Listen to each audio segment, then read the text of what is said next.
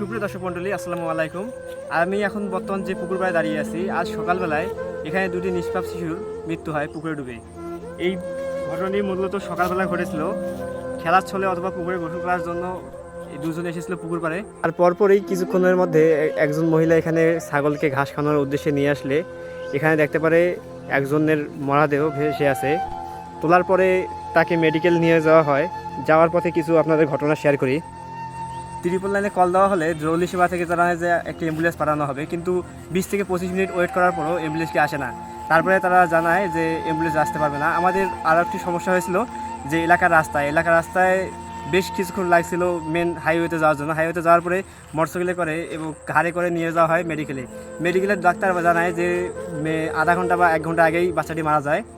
তো আমাদের জরুরি সেবার উন্নতি করা দরকার।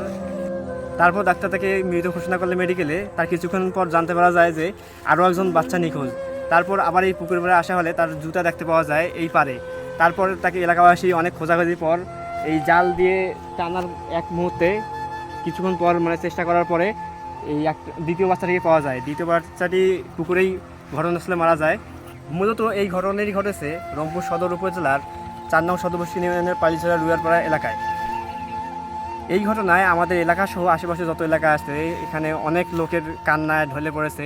এলাকাবাসীর মধ্যে একটা আতঙ্ক সৃষ্টি হয়েছে। যাদের বাচ্চা আছে ছোটো ছোটো, তারা অনেক আতঙ্কের মধ্যে আছে এবং সবাই কষ্টে কাতর হয়ে পড়েছে। দুইজনের জানাজা হয়তো মাগরিবের পরপরই হবে। তাদের একজনের বাবা এবং একজন চাচা ঢাকায় রয়েছে, এখান থেকে আসতে কিছুটা সময় লাগবে এবং এলাকাবাসী অনেক শোকে কাতর হয়ে পড়েছে। আপনারা আপনাদের বাচ্চাদেরকে সাবধানে রাখবেন, পুকুরের কাছ থেকে দূরে রাখবেন, অবশ্যই নিরাপদে রাখবেন আপনাদের বাচ্চাদেরকে।